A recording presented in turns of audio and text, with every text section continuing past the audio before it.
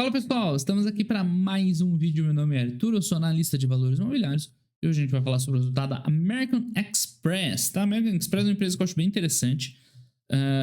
Tem vídeo dela que eu falo dela no canal, principalmente esse aqui, ó, guarda esse vídeo, né, sobre meio de pagamentos, né, adquirentes, emissoras, bandeiras, que a gente fala empresa no Brasil e no exterior. Mas eu acho que não teve nenhum vídeo dedicado especificamente à American Express, tá? E é um negócio bem interessante, porque ele é um pouco diferente do que se imagina, né? Muita gente compara no mesmo balaio que Visa, que Master e tal, e ela vai bem além, tá? Então, enfim, aqui tem o resultado da empresa. Acho que todo mundo conhece a marca American Express, né? Principalmente do cartão de crédito. Contudo, ela não é apenas uma empresa de cartão de crédito. Esse é o ponto principal. Além de, né, ela está... Deixa eu voltar aqui para explicar isso. Ela está presente nas 3 etapas aqui do sistema de pagamento, né? De cliente, de bandeira. Mas ela... O principal diferença da American Express para essas outras empresas está em relação à emissão. A American Express, ela também trabalha com o crédito, tá? Então, assim, a Visa, ela é a bandeira, né? Quem quiser assiste aquele vídeo lá, que eu explico certinho, cada parte, cada componente, quem é quem naquele meiuca, né? Cielo, adquirente, Visa e Master, bandeiras. American Express está na cadeia inteira, incluindo o crédito, ou seja, né, acaba sendo um negócio quase de banco também, quase de spread bancário, porque ela oferece crédito e depois tem receita com juros e coisas do tipo. Então, é um negócio diferente nesse sentido, pragmático da operação, e além, tá, na filosofia também é bem diferente. Por quê? Uma Visa e uma Master, que talvez seja a grande comparação, elas são empresas de volume, tá? Elas recebem lá um FII da transação lá da bandeira, né? O rebate lá do bandeira. E, cara, qual que é o objetivo de Visa e Master, vamos dizer assim? É ter o maior número possível de transações no mundo inteiro e os caras vão coletar o fizinho lá. Quanto mais transação, melhor. Quanto mais operação os caras tiver no meio, melhor. Quanto mais o pessoal deixar de usar dinheiro físico, melhor. Quanto mais eles embutirem outras coisas, tipo cripto no meio, melhor. American Express é um pouco diferente, tá? Ela é uma empresa que qual que é a competição dela? É diretamente com Visa, com Master? Não necessariamente. Então, ela é uma empresa que se posiciona como um serviço diferenciado. Então, o cartão American Express, o Visa e Master têm seus benefícios, mas a American Express, ela foca em oferecer um benefício um pouco maior para o cliente. Então, ela foca na exclusividade. Eu falo, não, o cartão American é um cartão melhor e aí o cliente paga mais ou né, o merchant paga mais e tal. Então, ela se posiciona quase, tá? Quase como uma empresa daquelas de luxo. Então, eu chego a falar dela no vídeo do Luxury também.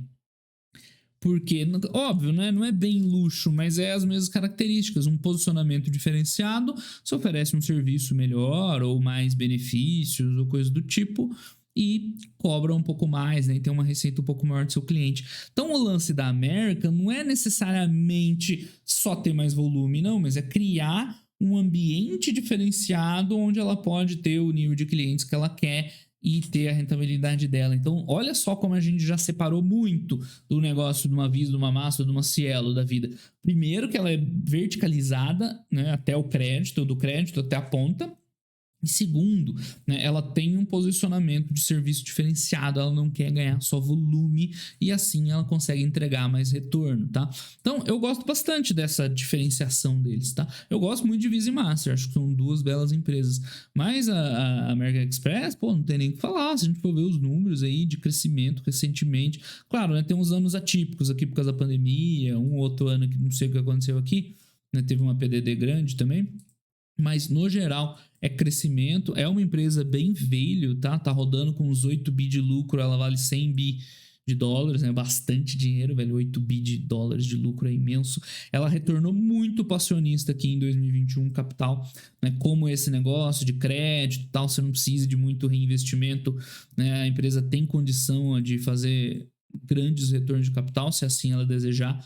Tá? Se o crédito tiver em dia, então aqui durante a pandemia ela cortou e depois enfiou recompra pesado, cara, 10 bi de recompra, né? Mais ou menos aqui 7, 8, mais um pouquinho, cara, muita coisa, 10% do valor de mercado dela. Então, eu acho bem interessante a American Express, sai um pouquinho do óbvio, claro, quando você entende, não é necessariamente melhor ou pior, porque quando veio a pandemia, ela tomou um CREL de crédito, né? Ela teve que provisionar bastante, porque, né, tinha expectativa que podia ser uma situação de crédito muito pior. Agora, ela também ganha, a gente vai ver aqui nas linhas de resultado, com essa operação mais verticalizada, não é só FII, não é só volume. Enfim, já demos uma geral. Falando agora especificamente sobre os resultados e o número lá da Amex, American Express. Não sei por que não é Amex o código dela, né? É a XP.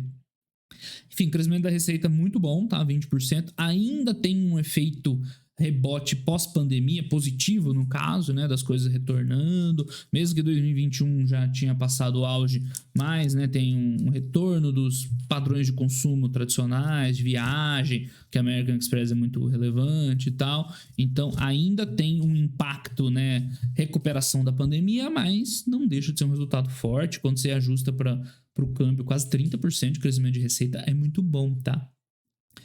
Que é o resultado pre-tax. E aqui tem uma diferença importante negligenciada na análise de muitas dessas empresas financeiras, principalmente dos bancos, tá?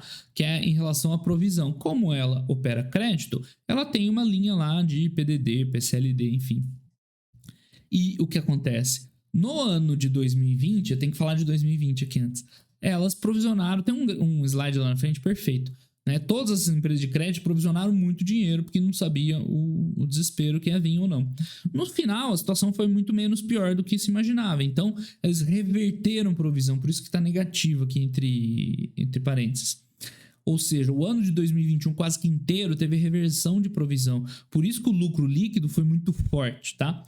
Mas, felizmente, o que está acontecendo? O crescimento de receita. Né? Aqui normalizou as provisões, né? Já está provisionando um valor, a gente já vai ver ainda um pouco abaixo do histórico, mas, né, razoável.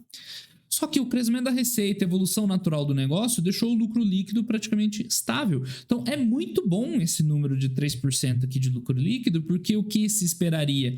Né, um lucro líquido menor, que é o que está vindo no JP Morgan, nos outras empresas de crédito, porque não tem mais reversão de provisão e voltou a ter um provisionamento normal.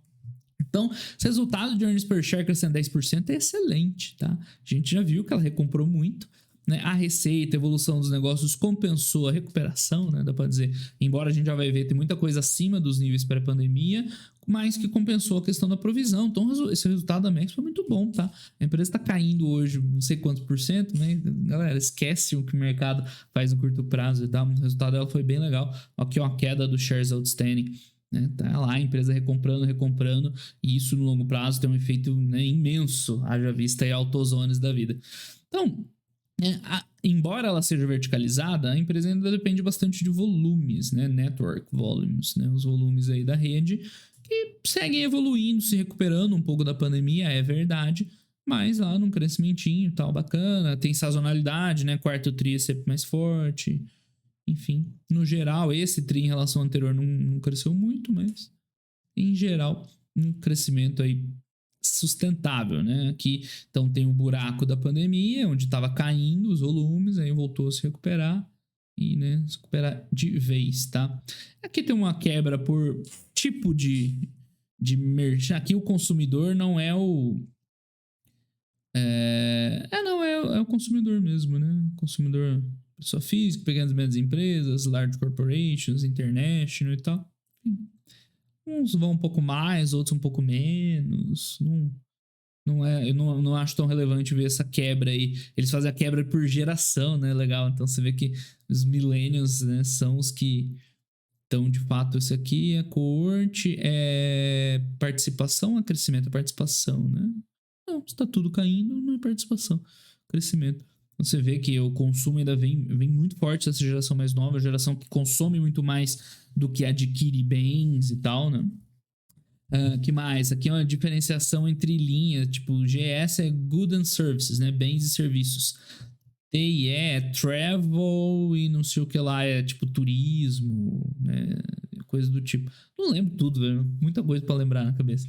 Né? Mas bens e serviços, viagens, né? Então, ó, aqui o nível pré-pandemia, a gente vê que a gente tá melhor, né? A empresa, né? O mercado não só se recuperando, mas evoluindo. Aqui, ó, Travel Entertainment, né? Gastos com viagens e diversão, que é mais discricionário, né? Do que bens e serviços, tá? Mas está tudo crescendo. Especial recuperação desse item, né? Foi muito postergado aí durante a pandemia, porque viagem principalmente, né, estava limitado. Ou seja, no geral, o mercado está crescendo até acima dos níveis pré-pandemia. Aí depende de geração, de qual que é o tamanho, no que está gastando. O importante é que está voltando. Então isso aqui é US Customer, né? Os consumidores, aqui serviços comerciais, tudo mais ou menos voltando. International, né? Fora dos Estados Unidos, vem voltando forte. Muito porque voltando turismo e tal, viagens. Enfim. Agora, vamos falar dos outros. Ela não é só volume, tá? Então, loans, empréstimos. Né? Então, a gente vê que a carteira de crédito nos caras também evoluindo, também a níveis pré-pandemia, né? Crescendo forte. Claro, não vai crescer 30% no longo prazo, mas, né, já estamos no nível superior ao da pandemia. Aqui, as métricas de card member, né? Porque lá o cara não tem um cartão, né? Ele é praticamente um membro, né? Um membership. Então, enfim, em termos de write-off, seria tipo inadimplência, né? O quanto eles baixam de crédito lá, você vê que a inadimplência é bem baixo, abaixo de 1%. Tudo bem, o exterior, o padrão é mais baixo mesmo, mas tá bem legal. E o nível pré-pandemia, né, tá bem abaixo ainda, então a qualidade do crédito dela, vamos dizer assim, tá excelente. Aqui lá os 30 dias, né, que é aquele indicador mais... bem atrás de mim, é 0,9 o número. Né, um pouquinho aumento em relação a esse 0,7, mas num nível bem baixo ainda. Esse aqui é o futuro crédito baixado, né, um indicador mais sensível da qualidade. Então tá super tranquilo, qualidade de crédito. Esse é o slide que eu falei. Perfeito, isso aqui tinha que estar nos resultados do JP Morgan, dos outros bancos também, porque aqui dá para entender. Então, a empresa vinha 2020... Desculpa, né? Faltou um 2019 para entender aqui o número de provisionamento pré-pandemia. Quando a pandemia bateu, o que as empresas fizeram? Aceleraram o provisionamento, porque poderia ter sido uma crise catastrófica, e não foi, tá? Foi catastrófica para algumas empresas, alguns setores, turismo, mas foi transformacional para outras cresceram. A Covid foi uma crise de saúde seríssima, tá? Longe de mim falar o contrário. Mas financeiramente ela foi muito menos, né, impactante do que poderia se imaginar no início. Então eles provisionaram um monte e assim que as coisas acomodaram, o que eles começaram? A reverter o provisionamento. Isso é uma coisa que não é feita no Brasil. Por que é importante entender essa dinâmica? Não só pela American Express, mas é importante para entender os bancos no Brasil. Algum banco no Brasil fez isso? Reversão de PDD? Nenhum. Então aqui no Brasil os bancos são conservadores no talo, né? Não reverteram PDD para não aumentar resultado, lucro líquido, para não pagar mais imposto, talvez, enfim. Então a gente começa a entender algumas coisinhas também. Então basicamente eles reverteram, por isso que o resultado de 2021 foi muito forte, tá? E agora tá voltando a provisionar normal, né? Enfim, as coisas estão voltando ao normal, não tem porque a empresa, né, constituir, né, enfim, ela devolveu porque não tinha por que ela ficar com uma reserva tão alta, mas agora volta a ter, que volta, né, crescer o crédito e tudo mais.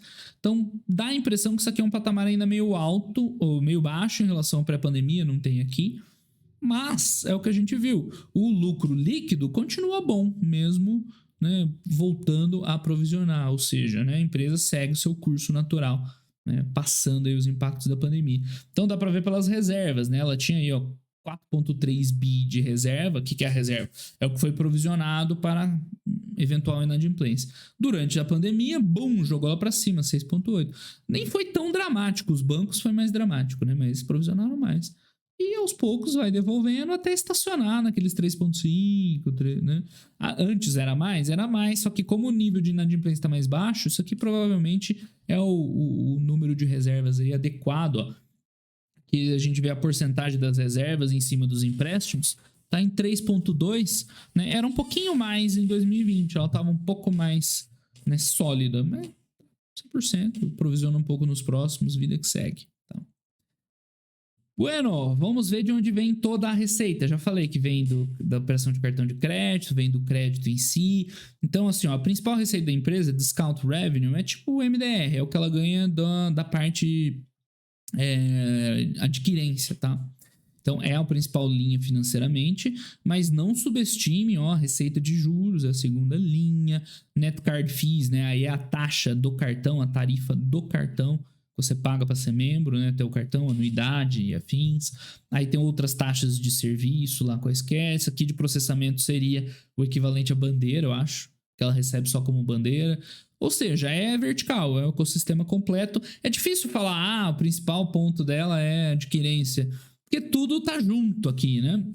Se ela não tivesse, né, toda essa questão e tal, provavelmente ela, do cartão, do membership diferenciado e tal, provavelmente ela não teria toda a receita, né, do MDR lá da adquirência. Então tá tudo junto no pacote, né? Não é que ela é principalmente uma empresa aqui ainda adquirente. É um pacote completo. E é uma receita aqui, ó, de juros relevante, tá? Então essa parte de crédito não é só para fomentar a parte do cartão, tá? Tudo tá junto, meio englobado. Então, uns crescendo mais, outros menos, enfim. Tá aí, mas a verdade é que receita no patamar muito bom. Quando a gente olha, fala, mas a receita tá se recuperando porque durante a pandemia caiu. Sim, é verdade, durante a pandemia caiu, mas você vê, primeiro, já nem caiu tanto, e segundo, esse patamar aí, últimos 12 meses de receita, ela nunca teve na história, 48 bi, né, em lugar nenhum. Então, é quente, opa, é forte esse resultado, trocando as janelas aqui. 13 bi de receita. Enfim, receita de discount, né, que eu acho que é tipo o MDR, né, a receita lá que a adquirente tem em cima da transação. Você vê o crescimento, né? Claro que tá tudo distorcido pela pandemia, mas vem num crescimento aí numa boa toada. Card fees, né? As tarifas e anuidades e afins lá para ter o cartão também, voltando forte. Esse gráfico fica dramático, né? Porque, enfim, de 10 para 20% de crescimento. Mas é o que é, né? Não tá fora de escala, não. É isso aí.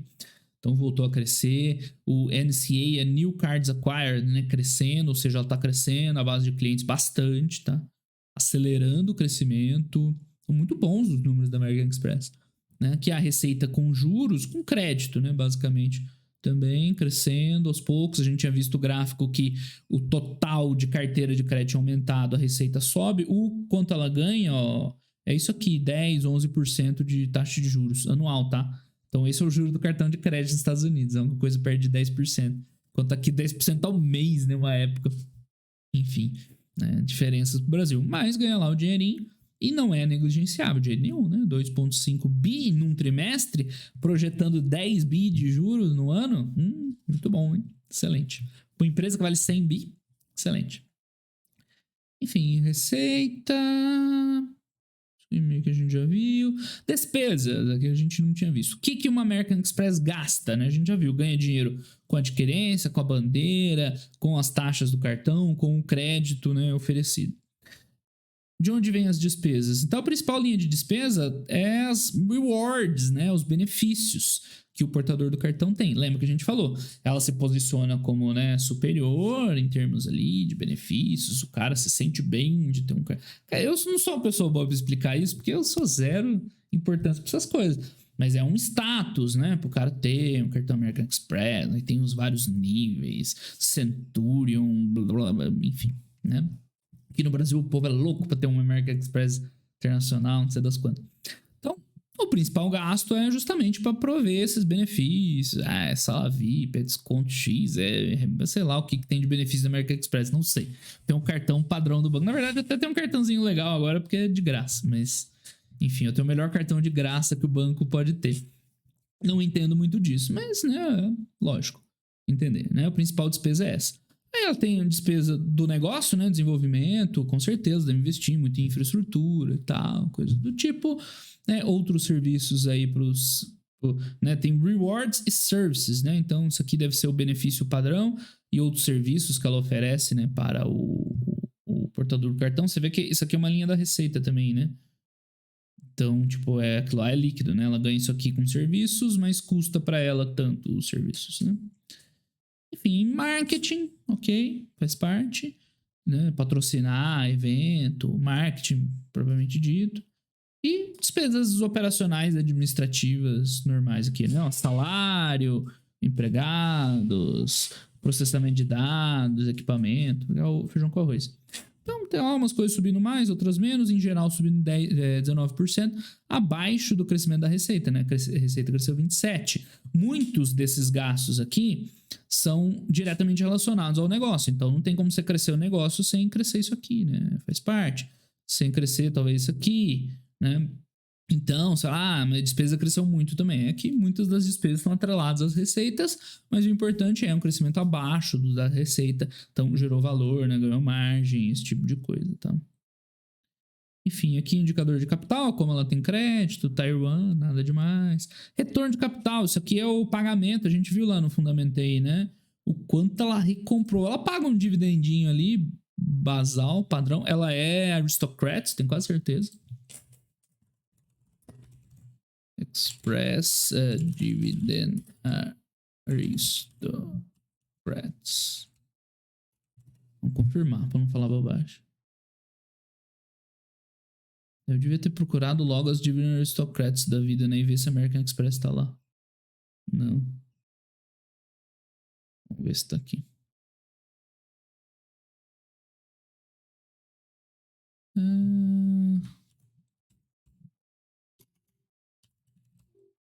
Enfim, sei lá. Agora me deu uma dúvida. Dividend Aristocrats. Pegar o link do Wikipedia lá que eu sempre uso. Que lá tem a listinha sem frescura, é só a gente ir lá ver. Não tá. Eu achei que ela fosse Dividend Aristocrats. Enfim. Ela tem todo o estilo de ser, porque, né? Ela vai lá pagando. Na verdade, só ver aqui que não tá. Que não é crescente ano. Deu uma enrolada aqui, né? Não precisava ter feito tudo isso. Mas dá pra você ver que ela vai, né? Pagando um pouquinho mais, e é um yield baixo, porque ela retorna muito mais capital que o dividendo, mas ela retorna na forma de recompras. Então, claro, né? Veio a pandemia, ela segurou as recompras, mas depois ela enfiou 2 anos de recompra num só. Recomprou 10% da empresa, o shares outstanding. Olha só que coisa linda, né? Só vai ladeira abaixo. Ela tinha 1,5 bilhões de ações e agora tem 700. Ela comprou metade. Tudo bem, né? De 94 para cá. É um período muito grande. Mas sei lá, vamos pegar um período menor aqui, ó, de 2010 para cá. 1,2 para 750. Ela recomprou o que aí? Uns bons 40% da base acionária. 40%? Não conta mais ou menos. Em 10 anos. Então isso aqui vai começando a dar muito retorno para o acionista. Ela recompra bastante, tá? Voltar lá para a apresentação, depois desse meu devaneio. Enfim, né? Então ela recomprou muito em 2021, porque em 2020 ela não tinha recomprado nada e, né, as coisas continuaram, então ela tirou o atraso e agora deve estar recomprando uma taxa mais normal. Enfim, o plano de longo prazo dela, ó, até 2023, o lance, ela ainda está esperando higher than long-term levels of revenue growth, ou seja, ainda pandemic recovery tailwinds, ou seja, ela ainda vê um pouco de recuperação pós-pandemia, mesmo que a gente tenha visto que muitos dos números estão melhores que 2019. E de 2024 em diante, ela espera um crescimento mais estável. Só que ainda assim é muito bom. A receita crescendo mais de 10%, earnings per share mid-teens, porque ela está recomprando, né, num cenário macro padrão. Então é um retorno muito bom para uma empresa relativamente velha, né? Você vê ali quase 10 vezes o lucro dela que ela negocia. Tem um negócio legal com vantagens. Aqui tem um monte de coisa. Olha que legal o gráfico de longuíssimo prazo, né? Crise do subprime. Bom, faz uma lombadinha, continua. Crise de Covid. Faz uma lombadinha, continua. Perfeito. Isso falando de volumes, tá? Então é um negócio muito estável. Deixa eu ver. Acho que nada. Nossa, tem um monte de história. Legal. Esse slide ficou bonito. Então, eu vou botar na thumb lá. Depois vocês conferem se eu coloquei na thumb esse slide mesmo ou não. Ou seja, é um negócio legal, né? A gente viu umas vantagens competitivas, esse posicionamento aí num segmento superior geralmente é bacana. Você vê que ela ganha com o crescimento de volume, ganha com a qualidade de serviços também, com o crédito, essa verticalização dá uma rentabilidade legal dela. É uma empresa bem value, porque a Visa e Master são excelentes também. Excelentes empresas no negócio. Mas o mercado cobra um pouquinho mais caro por elas, né? American Express, o mercado por algum motivo não quer pagar mais caro. Então, um valor legal, cresce num ritmo bom, tá? Não é um crescimento absurdo, excessivo, mas é um crescimento bom, mid-teens, é muito bom para uma empresa velho, retorna capital para acionista, tem uma marca. Então é um bom negócio, assim, sólido, pé no chão, né? Naquela conversa que a gente faz lá de perfil, tal, não é uma empresa inovadora, disruptiva, né? Pode até ter um crescimento dependendo de como os negócios se desenrolarem. Mas para um negócio sólido, pô, muito tranquilinho, né? Muito de boa. O pessoal tava comentando de eventuais ameaças de uma Apple da vida lançar um serviço financeiro. Cara, isso é o tipo de preocupação que, assim, ela tá muito longe de acontecer para você se preocupar de verdade. Toda empresa vai ter seus riscos de outros disruptores, né, bagunçarem e tal. Mas se é algo concreto e imediato, você avalia. Se é algo muito assim, talvez um dia vai fazer. Talvez um dia a gente se preocupe, né? Basicamente isso aí. Então tá aí. American Express é um case bem legal para sair do óbvio, porque ela não é só uma bandeira, não é só adquirente, não é só empresa de crédito, ela é toda verticalizada e tem mais a questão do luxury lá, do posicionamento superior, de cobrar mais caro, oferecer mais recompensas, de dar para o cliente, né, uma sensação ali de, né, de estar com algo diferenciado, de se diferenciar, de exclusividade, né? Por que não? Tudo bem, né? Tem milhões aí de clientes, mas uma certa exclusividade, uma diferenciação. Então entra, muitos lugares classificam ela entre as empresas de luxury, né, por conta dessa diferenciação. Então é isso aí, pessoal. American Express, esse foi o vídeo de hoje. Um grande abraço a todo mundo. Até os próximos vídeos. Valeu!